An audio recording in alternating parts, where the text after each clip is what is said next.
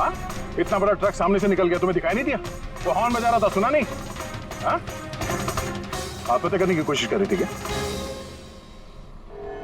लगता है देख सुन नहीं सकती। फिर ये सड़क पे अकेली क्या कर रही है? कौन है यहाँ पे? आकाश भाई? आप कौन है? तो आप देख सकती हैं? तो आपको मैं और वो ट्रक दिखाई नहीं दिया? कुचल के निकल गया होता वो आपको, अगर मैं आपको नहीं बचाता तो। सॉरी, मुझे सच में दिखाई नहीं दिया। सारिका तुम ठीक हो ना? सारिका तुम अकेली कहाँ चली गई थी? तुम्हें कुछ हो जाता तो?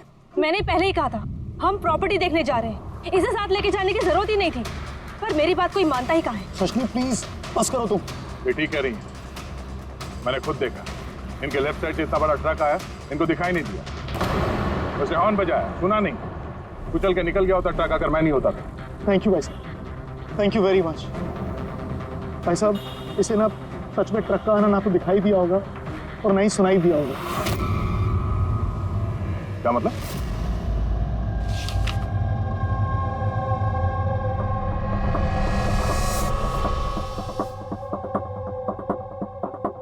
ये सब मतलब आपको सिर्फ चीजें और हर किसी का ये दाहिना हिस्सा नजर नहीं आता, सिर्फ बायां हिस्सा नजर आता है? जी सर। तो इस वक्त मैं आपके सामने खड़ा हूं तो सिर्फ आधा ही नजर आ रहा हूं? मेरा ये दाहिना हिस्सा आपको दिखाई नहीं दे रहा? नहीं सर, नहीं देख सकती। कोई मेरे कितने भी नजदीक खड़ा हो, अगर वो मेरी बाईं तरफ खड़ा है तो ना वो मुझे सुनाई देता है ना दिखाई देता है सर। मुझे एक दिमागी बीमारी है, हेमीस्पेशियल नेग्लेक्ट। इस बीमारी की वजह से सर मेरा दिमाग लेफ्ट साइड रजिस्टर नहीं कर पाता सर, सिर्फ राइट साइड समझ में आता है सर उसको। इसीलिए आप ये सब पेंटिंग्स, ये सब लोग सिर्फ राइट साइड देख सकती हूँ सर मैं। तो इस बीमारी का कोई इलाज तो होगा? और आप लोगों ने इन्हें बाहर सड़क पे जाने कैसे दिया? आप लोगों को तो पता था ना इनके साथ क्या हो रहा है, फिर भी कुछ हो जाता तो इनको। सर आप ही बताइए ना, इसे अपना माइंड भी तो यूज करना चाहिए था ना सर। इसे क्या जरूरत थी सड़क पे अकेला जाने की सर? और ये कोई बच्ची थोड़ी ना है जो 24 घंटे इस पर हम नजर रखें। इनफैक्ट हम इसके लिए एक बेबी सिटर अपॉइंट कर लेते जो 24 घंटे इस पर नजर रखेगी। अब ये सब कहने से क्या होगा? हाँ, गलती हमारी है और ये सब तुम लोग मानो या ना मानो पर मैं मानता हूं। Sir I am so sorry sir, ये गलती दोबारा नहीं होगी सर। सारिका मेरी छोटी बहन है, इसका ख्याल रखना मेरी जिम्मेदारी है सर। करेक्ट, आगे से ऐसा बिल्कुल नहीं होगा। और वैसे भी तुम्हारी दवाई का वक्त हो गया है ना, चलो दवाई खाते हैं। सर ये तो बहुत ही खतरनाक बीमारी है। अगर उसके लेफ्ट साइड पे किसी ने उस पर सीधा सीधा हमला भी किया तो भी उसका पता नहीं चलेगा। एग्जैक्टली, इसी बात का मुझे डर है। एक तो ये बीमारी, ऊपर से करोड़ों की जायदाद की अकेली वारिस है वो। सारिका के माँ बाप एक एक्सीडेंट में मारे गए, सारिका बच गई, लेकिन उसे हेमीस्पेशियल नेग्लेक्ट बीमारी हो गई। उसके आसपास उसकी देखरेख करने वाले तो बहुत सारे लोग हैं, पर उनमें से पता नहीं कितने हैं जो ईमानदारी से उसकी भलाई चाहते हैं। क्यों ऐसा क्यों लग रहा है तुम्हें? अभिजीत, उसके वसीयत के मुताबिक सारिका के बाद पूरी जायदाद इन्हीं रिश्तेदारों को मिलने वाली है, और मुझे पहले से ये लोग ठीक नहीं लग रहे हैं। अभी कुछ दिन पहले मैं उसके बर्थडे पार्टी पे गया था। चलो भाई सारिका, केक काटो। भाई 2 मिनट और वेट करते हैं ना, दया सर आते ही होंगे, मैंने उनको भी बुलाया है। कम से कम हमें भी बता दिया होता। अरे किसने क्या नहीं बताया भाई। आई एम सो सॉरी, आने में जरा देर हो गई। वैसे many happy returns of the day, happy birthday. I will take it, लो लो। आपसे मैं पहले नहीं मिला। मैं बताती हूँ, ये कृति है। सारिका जैसे पेशेंट्स को संभालने के लिए इन्होंने ट्रेनिंग ली है, और मैंने इन्हें 24 घंटे सारिका के साथ रहने के लिए अपॉइंट किया है। उम्मीद है अब आपको सारिका की फिक्र नहीं होगी। बिल्कुल, और हमें भी उम्मीद है कि कृति के रहते सारिका सेफ रहेगी। एब्सोल्युटली। मेरी गलती है, सिर्फ मेरी गलती है। मुझे उसे उन लोगों के भरोसे छोड़ना नहीं चाहिए था। मार दिया होगा उन लोगों ने उसे। घर आ गया।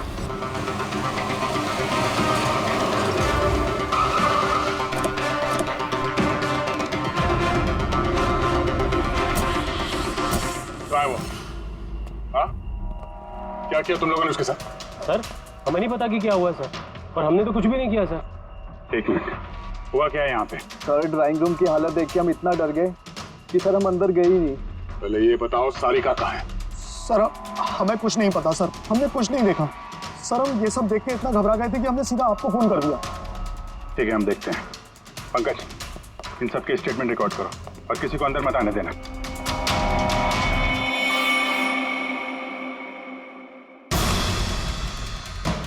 सारिका, सारिका, सारिका! यहाँ तो बहुत हंगामा हुआ है। इतना सारा खून तो एक आदमी का तो नहीं हो सकता।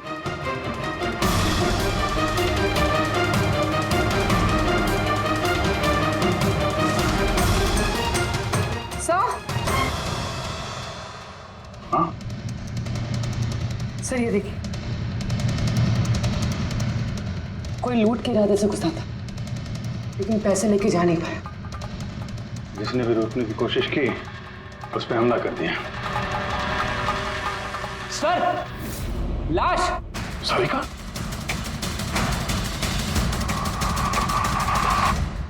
Oh no! हाँ? ये मना लिया ये तो। आगे से ऐसा बिल्कुल नहीं होगा, और वैसे भी तुम्हारी दवाई का वक्त हो गया है ना। सारिका की छोटी भाभी, जैन की वाइफ सारिका कहाँ है?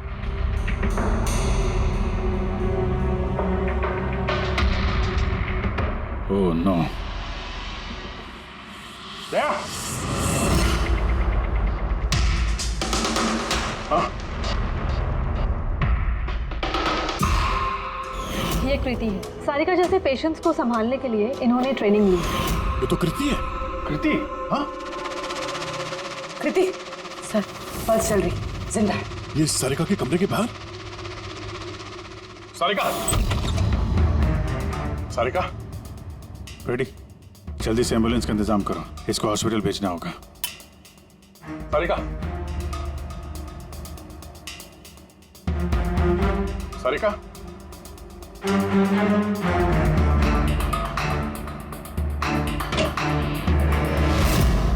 सारिका? सारिका? अभिजीत!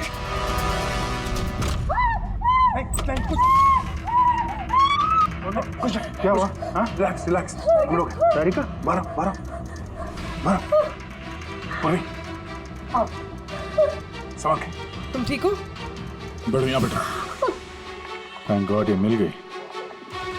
तुम ठीक हो? सबको मार दिया, सबको मार दिया सर। एक मिनट। किसने किया ये सब? कौन था वो? सर, क्या हुआ था? सबको मार दिया सर। कौन? मार दिया। किसने? हाँ? किसने मारा? मार दिया उसने। आई थिंक इसको भी जल्दी से हॉस्पिटल पहुंचाना चाहिए। इसकी हालत ठीक नहीं है। वही ठीक है, लगता है सदमे में है। पूर्वी उठाओ इसे, उठाओ। यहाँ पर।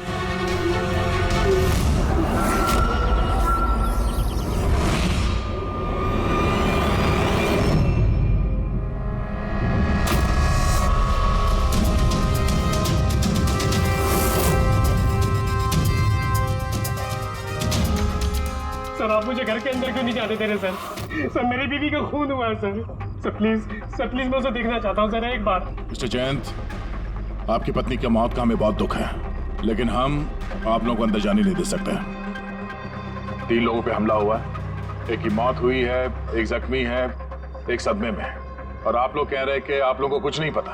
हाँ? सचमुच हमें कुछ नहीं पता है सर। इनफैक्ट हम सब यहाँ पे थे ही नहीं सर। हम सब न्यू बॉम्बे में थे सर, एक पार्टी में। कैसी पार्टी? सर एक फ्रेंड की रिसेप्शन पार्टी थी। तो आप सब वहां गए थे तो मनाली वो घर में क्यों थी? सर मनाली भी हमारे साथ ही थी। घर पर सिर्फ सारिका और कृति थे, क्योंकि सर सारिका की तबीयत खराब थी। लेकिन सर बीच पार्टी में से मनाली अचानक गायब कैसे हो गई, हमें भी कोई आइडिया नहीं है सर। सर, हाँ पूर्वी। सर ये देखिए, इनके नाखूनों में और इनकी बॉडी पे काफी सारे बाल के टुकड़े मिले। सर ये कांच के टुकड़े देखिए सर, काफी मोटे हैं। ऐसा लग रहा है कि किसी के चश्मे का है।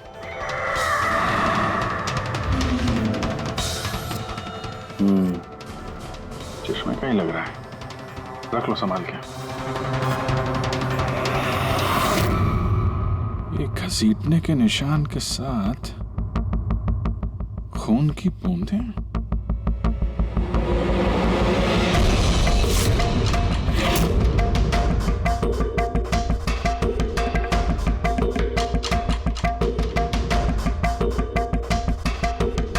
यहाँ पे इतना सारा खून, मतलब यहाँ आके खड़ा हुआ और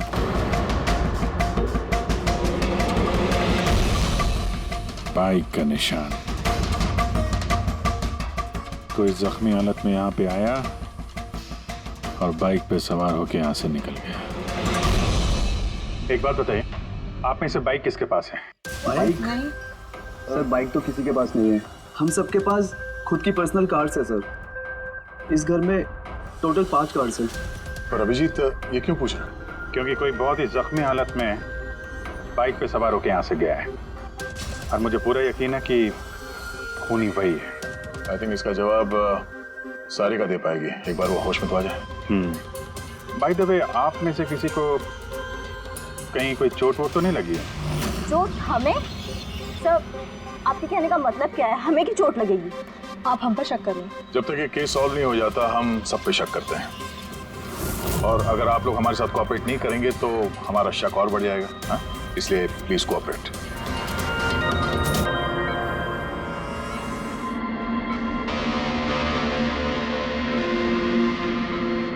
सारिका,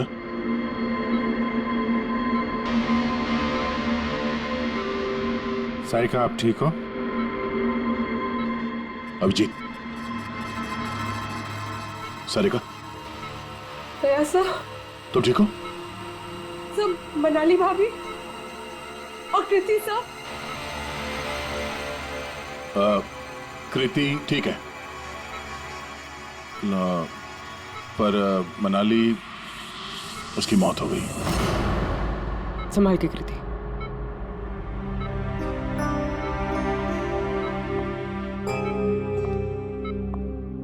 कृति,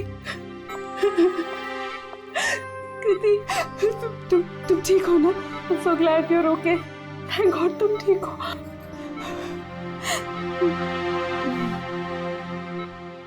सारिका, कल एग्जैक्टली क्या हुआ था आप बता सकती हैं?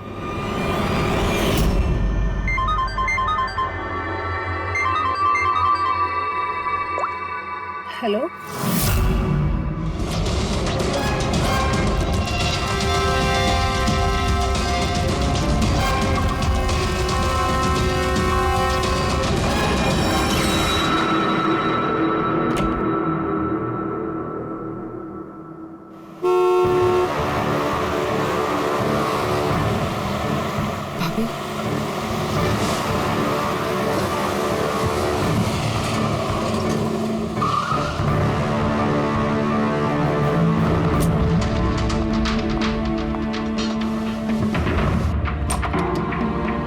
सारिका?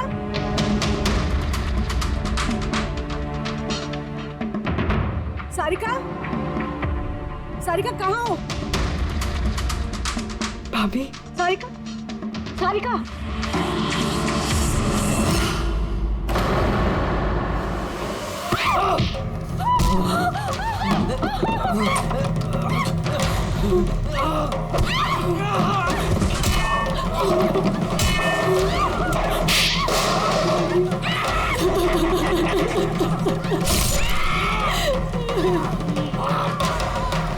भाभी, कृति,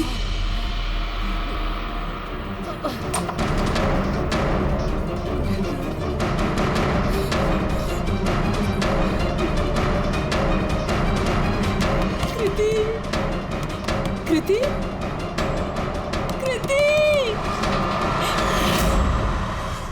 तो तुमने इनका दरवाजा खटखटाया, तो कृति आपने क्या देखा? आप पे हमला कैसे हुआ? सारिका के जोर जोर से चिल्लाने की आवाजें आई। मैं तुरंत कमरे से बाहर गई। सारिका, ये सब कैसे? कृति, कृति, सारिका तुम ठीक तो हो? कृति, मैं कमरे में हूँ कृति, कमरे में। Okay okay okay Sarika, you don't worry, I am coming. Kriti संभल के, वो खूनी अभी घर में ही है। खूनी? सारिका, तुमने उसको देखा जिसने कृति पे हमला किया था? जी सर, मैंने देखा था। सारिका, सारिका, कृति, कृति, सारिका, उस वक्त वहां पे जो कुछ भी तुमने देखा उसे तुम एक पेपर पे ड्रॉ कर सकती हो? जी सर।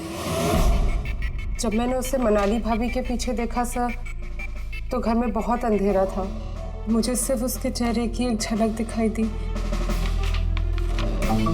जब मैंने उसे फिर से देखा तो मुझे सिर्फ हाथ दिखाई दिया। कृति मेरी तरफ आ रही थी और उसके पीछे से एक हाथ आया। उस हाथ ने उस पर हमला किया। उसने रेनकोट पहना हुआ था और ग्लव्स और एक बड़ी सी चमकीली सी घड़ी। ये बिल्कुल वैसा हूबहू है जैसा मुझे दिखाई दिया।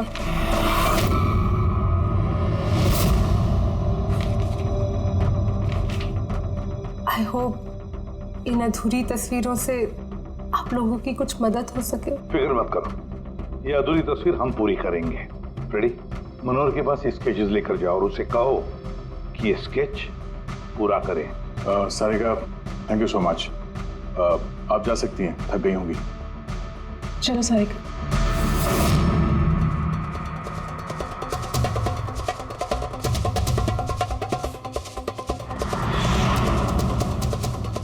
इस आदमी को पहले तो कभी नहीं देखा सर। हो सकता है सिर्फ इसी काम के लिए हायर किया गया। और ऐन वक्त आके मनाली ने इसका खेल बिगाड़ दिया। ध्यान से देखो इस स्केच को। ये उस आदमी का स्केच है जिसने मनाली का खून किया। क्या आपने इसे कभी देखा है? मुझे समझ नहीं आ रहा कि हम पे शक क्यों किया जा रहा है।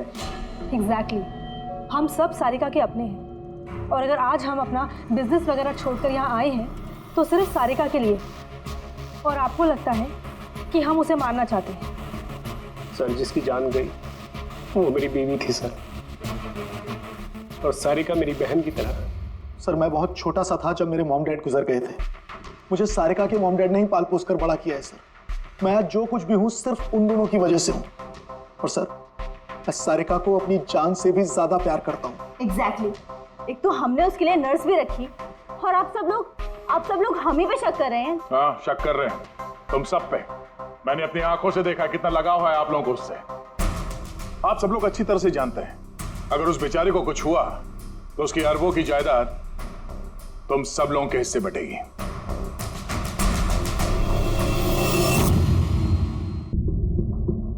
सारिका को छोड़कर आप लोग किसी पार्टी में चले जाते हैं। वहां पर मनाली किसी की बातें सुनती है कि कोई कातिल सारिका को मारने जा रहा है। वो किसी को भी कुछ नहीं बताती, अब खुद सारिका को आगाह करती है और वहां चले जाती है जहां पर कातिल मनाली को मार डालता है। और अगर उसने पार्टी में ये बात सुनी तो आप में से भी कोई हो सकता है ना? नहीं? ठीक है, जा सकते हो तुम लोग, लेकिन एक बात अच्छी तरह से याद रखना, हमारी कड़ी नजर है तुम लोगों पर। विजय, दया, इस सारिका ने बताया कि मनाली ने उसे फोन किया था कि वो पुलिस लेकर उसके घर पहुंच रही है। एग्जैक्टली सर, पर उसने ना हमें कांटेक्ट किया ना ही पुलिस को बुलाया।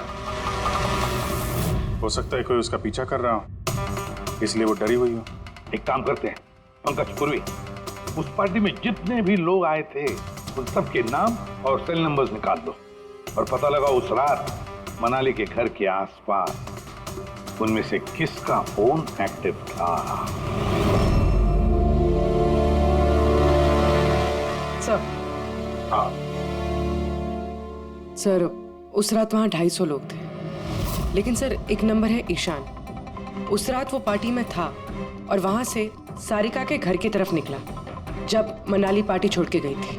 फोन वहीं बंद हो गया सारिका के घर पे। सर एक और काफी अजीब बात है, मनाली का फोन उस रात सारिका विला गया ही नहीं, बल्कि वहाँ से सीधा बांद्रा गया, कोहात ग्राउंड्स, और उसके बाद से स्विच ऑफ है। मनाली का सेलफोन तो उसके पास ही था क्राइम सीन पे।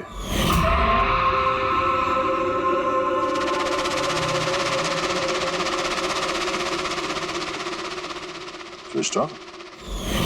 कहीं ऐसा तो नहीं कि जो फोन हमें मिला वो ईशान का ही हो, गलती से गिर गया वहां पे? मतलब ईशान उस रात सारिका विला आया था। बुलाओ इस ईशान को ब्यूरो में। सर आखिर मैंने किया क्या है, मुझे यहाँ क्यों बुलाया है? ईशान जरा अपना चश्मा उतारेंगे? चश्मा? सर ये तो विदाउट नंबर का चश्मा है, इसे मैं रेगुलर नहीं पहनता हूँ। डॉक्टर सालुंके के पास ले जाओ इसे।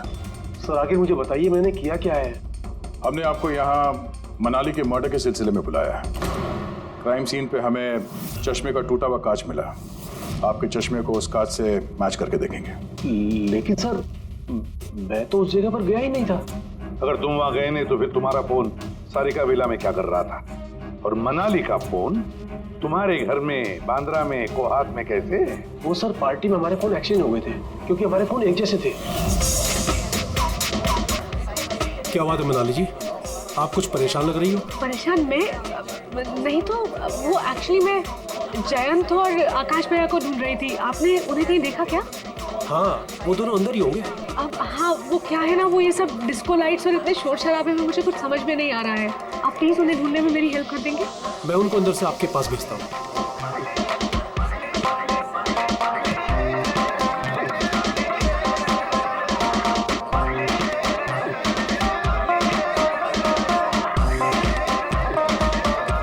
मनाली?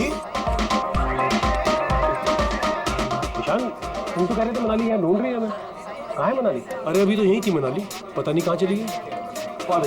हाँ सर मेरा फोन स्विच ऑफ था, इसलिए मैं मनाली को बता नहीं पाया। इसलिए मनाली पुलिस को फोन नहीं कर सकी। सर मेरा यकीन कीजिए मैंने खून नहीं किया है। खूनी नहीं, खूनी के साथी तो हो सकते हो जो उस वक्त वहां पार्टी में मौजूद था। तूने पार्टी में मनाली की सारी बातें सुन ली और जैसे मनाली सारिका के घर गई तुमने मनाली का पीछा किया। किसी भी जरिए तूने मनाली का फोन बांद्रा में कोहात में भेज दिया और वहां पर मिले चश्मे के कांच के टुकड़े हमें शक है तुम्हारे हैं, तुम्हारे चश्मे के। वो रिपोर्ट तो हमें मिल ही जाएगा हमारे फोरेंसिक लैब से। ईशान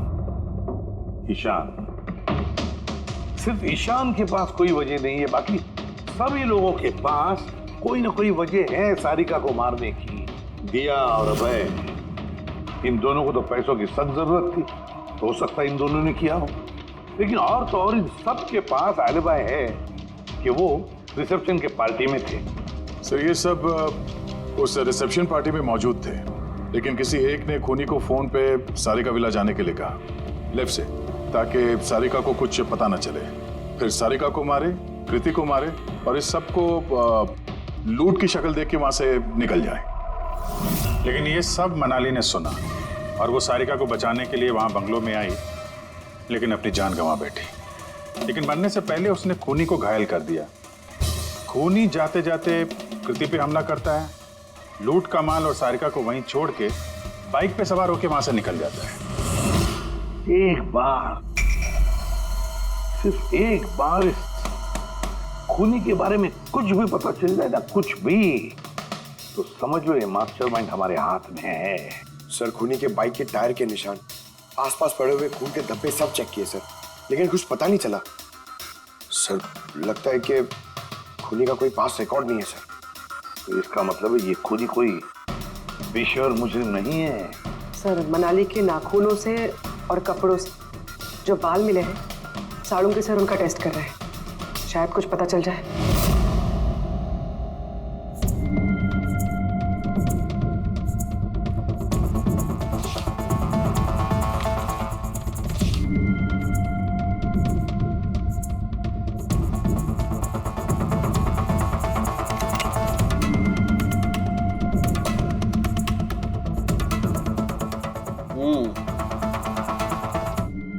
मेरा अंदाजा एकदम ठीक था।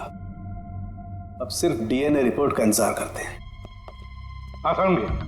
बॉस, एक बात पक्की है कि ईशान खूनी नहीं है, क्योंकि क्राइम स्पॉट से ये जो चश्मे के लेंस के टूटे हुए टुकड़े मिले हैं, ये ईशान के चश्मे से मैच नहीं करते। एक तो ईशान के चश्मे का पावर 0 है, और दूसरा ये ईशान का जो चश्मा है इसके लेंसेज एकदम नॉर्मल है, जबकि ये लेंस फोटोक्रोमेटिक, मतलब रोशनी के साथ रंग बदलने वाला। अच्छा, वो जो खून मिला था बाइक के टायर मार्क्स के पास, वो खूनी का है? हाँ, वो खून खूनी का ही है, जिसकी उम्र 25 से 30 साल के बीच की है।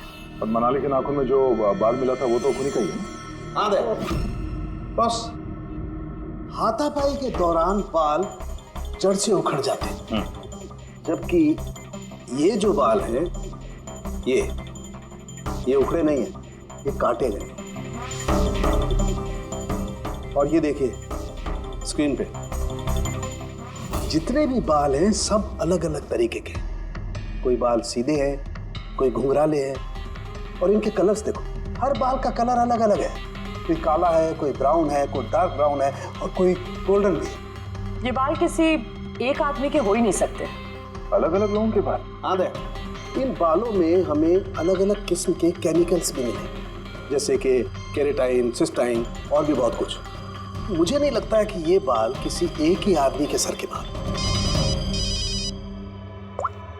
Hello? Oh good, very good, thank you very much, good news, bye. DNA test की रिपोर्ट ये भी इस बात को कंफर्म करती है कि ये जो बाल हैं ये किसी एक इंसान के बाल नहीं है। जिस आदमी के कपड़ों पर इस तरह के बाल होते हैं, अलग अलग लोगों के कटे हुए बाल, वो आदमी किसी बड़े सलून में काम करता है, हेयर स्टाइलिस्ट का।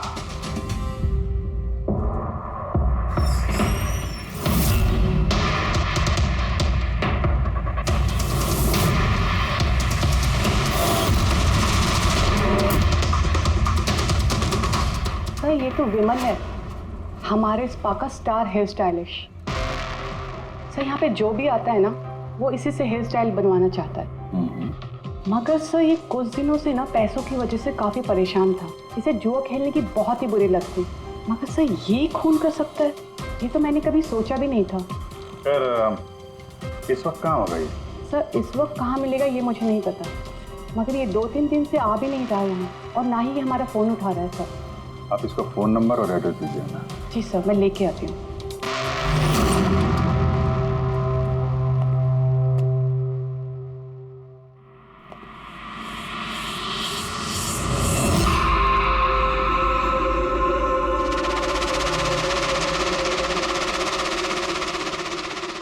ओह नो, ये तो गया। जहर खाया इसने।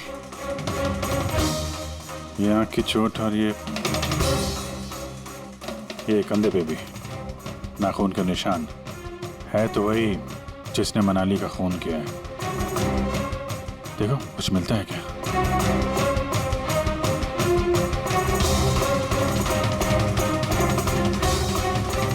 सर मैंने विमल की बाइक चेक कर ली सर, उसके हैंडल पर सूखा हुआ खून और कीचड़ लगा हुआ है। आई एम श्योर सर ये सारिका विला के बैकयार्ड से ही आया होगा।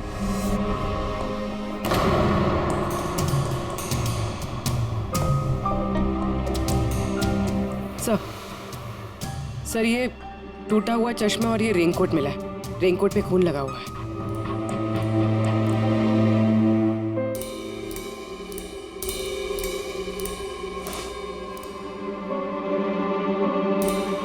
ये देखा,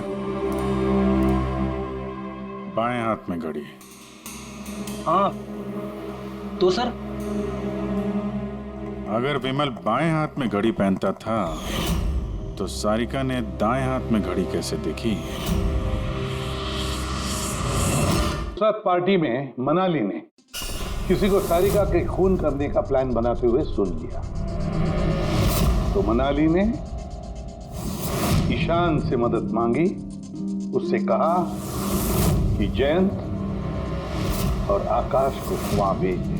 इसका मतलब है आकाश और जैन दोनों निर्दोष है। अब बचे ये तीन, रजनी, अभय और दिया। वो मास्टरमाइंड खून का इन तीनों में से कोई एक है। लेकिन सर उस कॉल पर दूसरी तरफ कौन था? सर विमल हो सकता है। नहीं सर, मैंने विमल के फोन रिकॉर्ड चेक किए। उस रात इनमें से किसी ने भी विमल को फोन नहीं किया। तो फिर कौन हो सकता है दूसरी तरफ? लैंडलाइन? सारिका के घर का लैंडलाइन सर? हाँ, हो सकता है। रेडी पंकज, जरा पता करो 11 बजे के आसपास सारिका के लैंडलाइन में किसी ने फोन किया था क्या? और सर सारिका के मुताबिक खूनी ने राइट हैंड पे घड़ी पहनी थी, जबकि विमल के बाएं हाथ पे घड़ी थी। और उसने बोला था कि खूनी ने जो रेनकोट पहना था वो ब्लू कलर का था, जबकि जो रेनकोट हमें विमल के घर से मिला वो काला था। हो सकता है सारिका से कोई गलती हो गई हो, ठीक से देखा ना हो उसने। सर उस रात 11 बजे सारिका वाला में किसी का फोन आया था। किसने फोन किया था? क्या ये सच है कि इस सब के पीछे मेरे किसी अपने का हाथ है?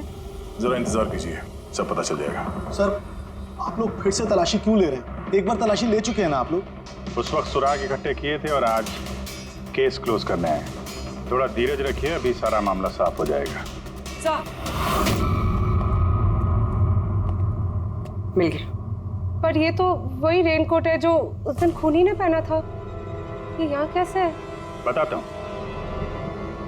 तुमने कहा था कि मनाली भाग के तुम्हें यहाँ बचाने के लिए आई थी, क्योंकि उसने वहां पे किसी को तुम्हारी खून की साजिश रचते हुए सुन लिया था। लेकिन वो खूनी नहीं था। वो इंसान था जिसने ये पूरा प्लान बनाया था, और जिससे उसने फोन पे बात की, खूनी वो भी नहीं था, कोई और था जो उस वक्त तुम्हारे साथ यहाँ इस घर में मौजूद था। घर पे?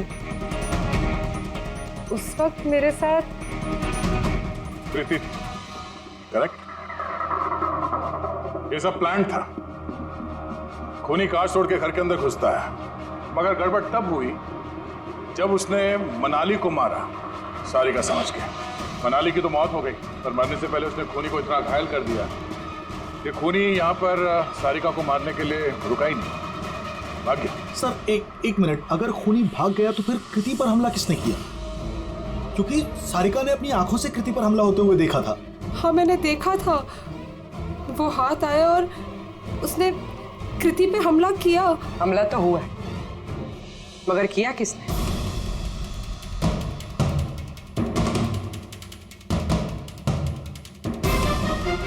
आप सब लोग मुझे इस तरह क्यों देख रहे हैं? इसका जवाब तो तुम ही दे सकते हो कृति। सारिका रात 10:30 बजे सो चुकी थी, और मनाली ने किसी को फोन पे बात करते सुना रात 11:10 पे, और वो फोन यहाँ इस घर की लैंडलाइन पे आया था। किसने रिसीव किया था वो कॉल? अगर हम ये मान भी ले कि विमल ने तुम पे हमला किया, तो फिर उसने तुम्हें जिंदा क्यों छोड़ा? उसने मनाली को इतनी बुरी तरह से मारा और तुम्हें बस ये एक चोट?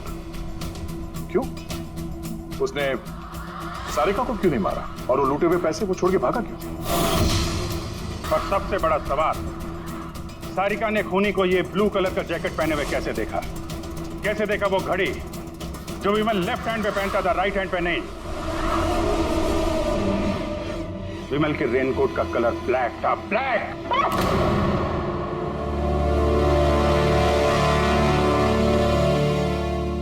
सही पहचाना आप लोगों ने। वो हमला मैंने खुद किया था।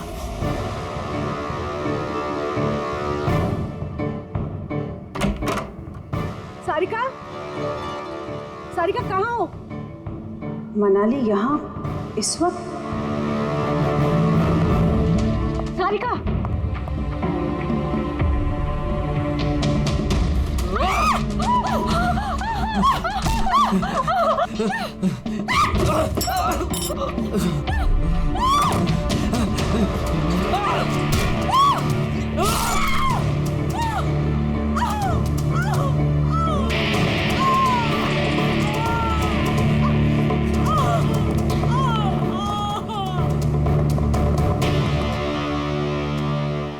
कृति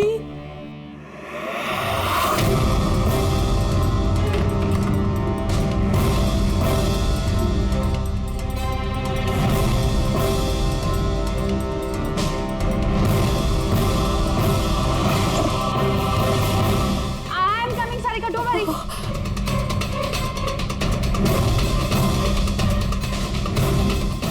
कृति क्योंकि मैं नहीं चाहती थी कि किसी को मुझ पे शक हो। अब जब तुमने इतना सब कुछ बता दिया तो उस मास्टरमाइंड का नाम भी बता दो। हाँ? अगर तुम कहो तो उसका नाम मैं बता दूं, जिसने मनाली की जान ली और सारिका की जान ले सकता था। क्यों रजनी जी, आपको पता है हम किसकी बात कर रहे हैं? रजनी तुम?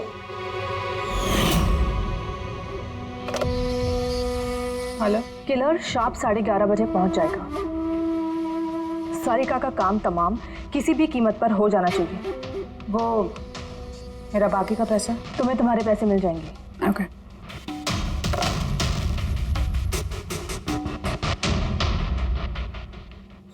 रजनी, तो तुम्हारी वजह से मैंने अपनी बीवी को। मुझे पैसों की जरूरत थी। सारिका की बेबी सिटिंग करते करते मैं थक चुकी थी, और ये सब तुम्हारी वजह से था आकाश। तुम्हारी वजह से हम सब सारिका की आया बने हुए थे। मुझे अपनी जिंदगी जीनी थी पहले की तरह, इसलिए मैंने प्लान किया और कृति को वहां से घर ले आई। पार्टी में जाना भी पहले से ही तय था, ताकि मुझे वक्त मिल सके प्लान करने का। सब कुछ अच्छा चल रहा था, बस विमल के मामले में थोड़ी सी गलती हो गई, वरना इतना सब कुछ होने के बाद भी तुम लोगों को जरा भी पछतावा नहीं, बल्कि अपने शातिर दिमाग पे घमंड है। बहुत टाइम मिलेगा तुम्हें अपने प्लान में गलतियां ढूंढने का, क्योंकि अब बची हुई जिंदगी तुम लोगों को जेल के सलाखों के पीछे ही काटनी होगी।